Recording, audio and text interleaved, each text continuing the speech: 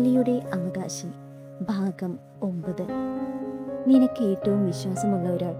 മാളവികയുടെ ആ വാക്കുകൾ ദേവികയുടെ മനസ്സിൽ ഒരു ഇടിമുഴക്കം പോലെ പതിച്ചു. ആരാണത്? ദേവികയുടെ ശബ്ദം വിറച്ചു. മാളവിക അവളെ തന്നെ നോക്കി നിന്നു. ഇപ്പോൾ പറഞ്ഞാൽ നീ വിശ്വസിക്കില്ല. അർജുൻ മുന്നോട്ട് വന്നു. മാളവിക, കളിയാക്കാതെ കാര്യം പറയൂ. ഇത് കളിയല്ല അർജുൻ. അവൾ കയ്യിലെ കവർ മുറുകെ പിടിച്ചു. 27 വർഷമായി ഞാൻ കാത്തിരുന്ന ദിവസമാണിത്. എന്തിനു വേണ്ടി? സത്യം പുറത്തു വരാൻ. അർജുൻ ആ മരണ സർട്ടിഫിക്കറ്റിലേക്ക് നോക്കി. ഇതിൽ മരണം അപകടമല്ല എന്ന് ആരാണ് എഴുതിയത്? മാളവിക അവനെ നോക്കി. ഞാൻ. അർജുൻ ഞെട്ടി. നീ? അതെ. നിനക്ക് എങ്ങനെ അറിയാം? മാളവികയുടെ മുഖം കടുത്തു. കാരണം ആ രാത്രി ഞാൻ അവിടെ ഉണ്ടായിരുന്നു. ദേവിക പെട്ടെന്ന് അവളുടെ കൈ പിടിച്ചു. നീ? അതെ. എനിക്കപ്പോൾ 3 വയസ്സായിരുന്നു. നിനക്കൊന്നും ഓർമ്മയില്ല, പക്ഷേ നിനക്ക് ഓർമ്മയുണ്ടോ? മാളവികയുടെ കണ്ണുകൾ നിറഞ്ഞു. എനിക്കെല്ലാം ഓർമ്മയില്ല. പിന്നെ പക്ഷെ ഒരു കാര്യം വ്യക്തമായി ഓർമ്മയുണ്ട്. അവൾ ദേവികയുടെ കണ്ണിലേക്ക് നോക്കി. ആ രാത്രി നിന്റെ അച്ഛനോടൊപ്പം ഉണ്ടായിരുന്ന അവസാനത്തെ ആളെ ഞാൻ കണ്ടിട്ടുണ്ട്. അർജുൻ ശ്വാസം പിടിച്ചു. ആരായിരുന്നു? മാളവിക മറുപടി പറഞ്ഞില്ല. അവൾ ദേവികയുടെ കയ്യിലെ താലിയിലേക്ക് നോക്കി. ആദ്യം അത് എന്നെ കാണിക്കേ. ദേവിക താലിയെടുത്തു. മാളവിക അത് കണ്ട നിമിഷം തന്നെ ഞെട്ടി.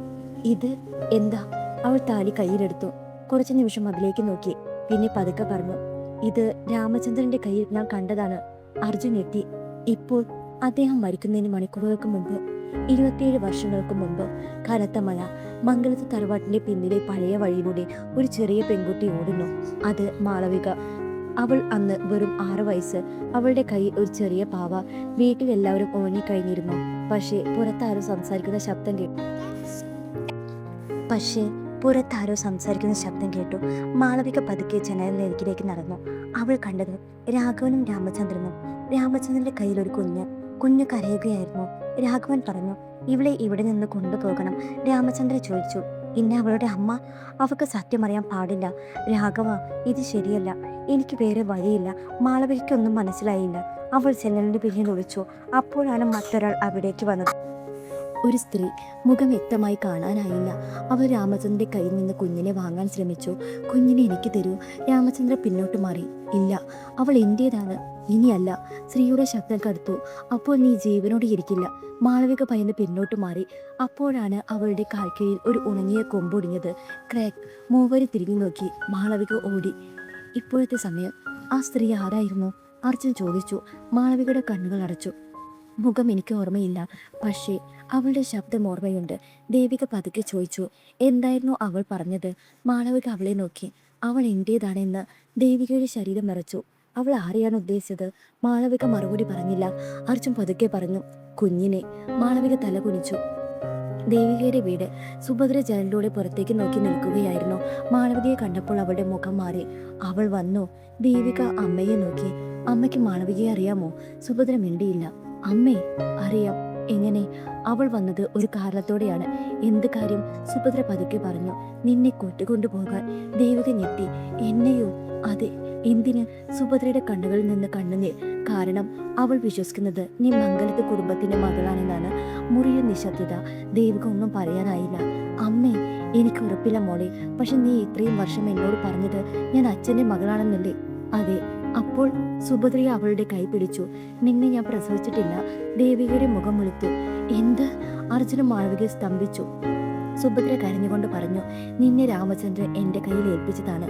ദേവിക പിന്നോട്ട് മാറി. അപ്പോൾ ഞാൻ ആരാണ്? സുഭദ്രയ്ക്ക് മറുപടി പറയാൻ കഴിഞ്ഞില്ല. എല്ലാവരും മുറിയിൽ നിന്ന് മാറിയപ്പോൾ ദേവിക ഒറ്റയ്ക്കിരുന്നു. അവളുടെ കണ്ണുകൾ നിറഞ്ഞൊഴുകി. അർജുൻ പതുക്കെ അവളുടെ അരികിലിരുന്നു. ദേവിക. അവൾ അവനെ നോക്കിയില്ല. എനിക്ക് ആരാണെന്ന് പോലും അറിയില്ല അർജുൻ. നീ ആരാണെന്ന് എനിക്കറിയാം. അവൾ പതുക്കെ അവനെ നോക്കി. എങ്ങനെ? എൻ്റെ ജീവിതത്തിൽ എനിക്ക് ഏറ്റവും പ്രിയപ്പെട്ട ഒരാൾ. അവളുടെ കണ്ണുകൾ വീണ്ടും നിറഞ്ഞു. നാളെ നീ അറിഞ്ഞാൽ ഞാൻ ആരാണെന്ന്. എന്തായാലും ഞാൻ നിന്റെ ജീവിതത്തിന് അർഹതയല്ലെങ്കിൽ. അർജുൻ അവളെ കൈപിടിച്ചു. നിന്റെ ജന്മം നിന്റെ കുറ്റപ്പെന്ന്. പക്ഷേ എൻ്റെ സ്നേഹം നിന്റെ ജന്മത്തെ നോക്കി വന്നതല്ല. അവൾ കരഞ്ഞുകൊണ്ട് അവൻ്റെ തോളിൽ തലചായ്ച്ചു. അർജുൻ അവളെ ചേർത്ത് പിടിച്ചു. നീ ആരായാലും, അവൻ പതുക്കെ പറഞ്ഞു, നീ എൻ്റെ ദേവിക തന്നെയാണ്. അതേസമയം മംഗലത്ത് തറവാട്. രാഘവൻ പഴയ മുറിയിൽ ഒറ്റയ്ക്കായിരുന്നു. വാതിൽ തുറന്നു. സാവിത്രി അകത്തേക്ക് വന്നു. അവൾ എത്തിയിട്ടുണ്ട്. രാഘവൻ തല ഉയർത്തി. ആര്? മാളവിക. അവന്റെ കയ്യിലെ ഗ്ലാസ് താഴെ വീണു. മാളവിക? അതെ. അവൾ ദേവികയോട് എല്ലാം പറഞ്ഞു. ഇല്ല. രാഘവൻ ദീർഘമായി ശ്വാസമെടുത്തു. നമ്മൾ പേടിച്ചിരുന്നത് ഇതാണ്. സാവിത്രി ചോദിച്ചു. ഇനി എന്തു ചെയ്യും? രാഘവൻ കുറച്ചു നേരം മിണ്ടാതെ നിന്നു. പിന്നെ അലമാര തുറന്നു. അതിനുള്ളൊരു പഴയ പെട്ടി. അവനത് പുറത്തെടുത്തു. ഇനി ഒളിച്ചു വെക്കാൻ കഴിയില്ല. സാവിത്രി പെട്ടിയിലേക്ക് നോക്കി. ഇതിലെന്താണ്? രാഘവൻ പെട്ടി തുറന്നു. അകത്ത് ഒരു പഴയ കുഞ്ഞിന്റെ ജന്മ സർട്ടിഫിക്കറ്റ്, ഒരു പഴയ ഫോട്ടോ, ഒരു കത്ത്. അവൻ കത്തെടുത്തു. മുകളിൽ എഴുതിയിരുന്നത് എൻ്റെ മകൾക്ക്. സാവിത്രി ഞെട്ടി. ഇത് രാഘവൻ കണ്ണുകളടച്ചു. ഇത് ദേവികയുടെ കത്താണ്. പക്ഷേ അന്നേ സമയം മംഗൾ തറവാട്ടിന്റെ പിന്നിലെ വാതിൽ പതുക്കെ തുറന്നു. ആരോ അകത്തേക്ക് കടന്നു. അയാൾ നേരെ പഴയ മുറിയിലേക്ക് നടന്നു. അവിടെ കിടന്നിരുന്ന രേഖകൾ പരിശോധിച്ചു. ജനന സർട്ടിഫിക്കറ്റ് എടുത്തു. കത്തെടുത്തു. പിന്നെ തീപ്പെട്ടി കൊണ്ട് കത്തിച്ചു. കത്ത് തീയിലിട്ടു. കാകിതം പതുക്കെ കത്തി. അവസാനമായി കാണപ്പെട്ട വാക്കുകൾ: ദേവിക, നീ എൻ്റെ മകൾ. തീ മുഴുവൻ കത്തിച്ചു കളഞ്ഞു. ആ വ്യക്തി തിരിഞ്ഞു നടന്നു. പക്ഷേ വാതിലിനരികിലെത്തിയപ്പോൾ അവൻ്റെ കയ്യിൽ നിന്ന് ഒരു ചെറിയ വസ്തു താഴെ വീണു. ഒരു സ്വർണ്ണമോതിരം. അതിൽ കൊത്തിയിരുന്നത് എസ് എന്ന്.